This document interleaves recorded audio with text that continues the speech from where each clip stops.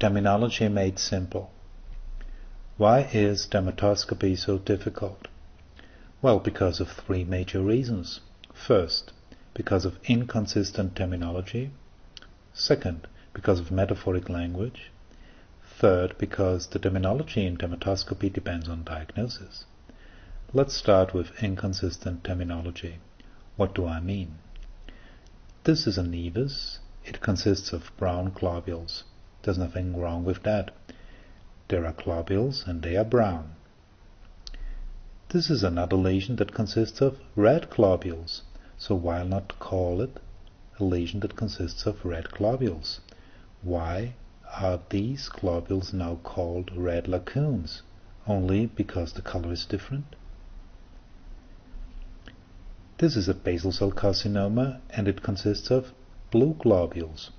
Why call these blue globules now blue ovoid nests? Only because they are blue? Or only because it's a BCC? Would be much easier to use the same term for the same structure all the time. Why is dermatoscopy so difficult?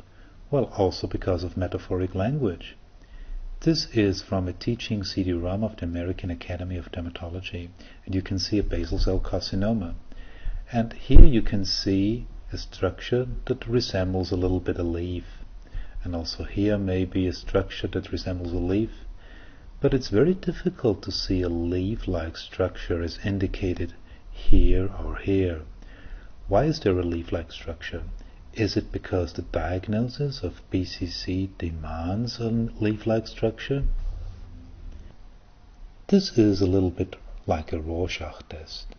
But the Rorschach test was not developed to describe pigmented skin lesions by dermatoscopy. As you know, it was developed for other reasons. And we have other metaphoric terms in dermatoscopy that are difficult to understand for someone who is new to the subject. For example, cobblestone pattern. Does it really look like cobblestones? Spoke wheel areas.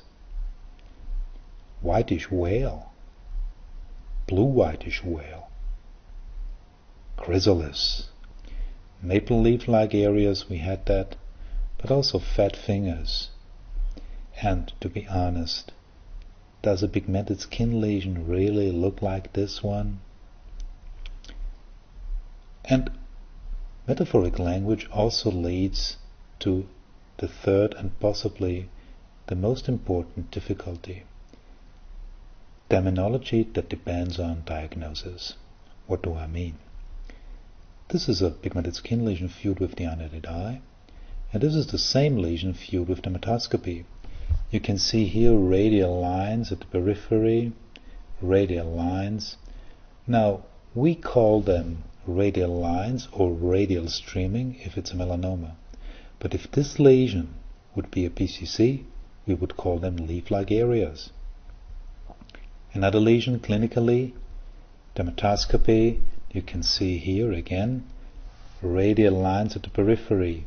Well, we would call these radial lines radial streaming or irregular streaks if it is a melanoma. And we would call these radial lines maple leaf-like areas or leaf-like areas if it's a BCC. Another example clinically, dermatoscopy, we can see a pigment network lines, and we call them network lines or pigment network if it's a melanocytic lesion only.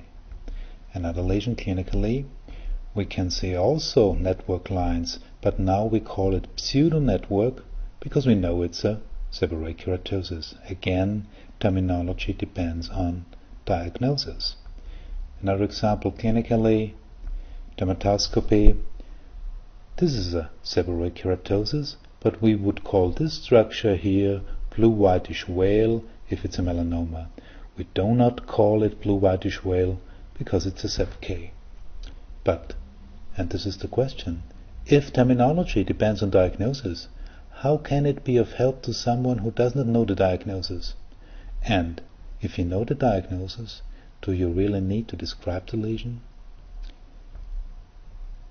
I believe that there is a better way to describe lesions with dermatoscopy, and this way is pattern analysis. What is pattern analysis? It is a structured approach to classify pigmented skin lesions according to their dermatoscopic features. It avoids inconsistent terminology, it avoids metaphoric language, and it avoids terminology that depends on diagnosis.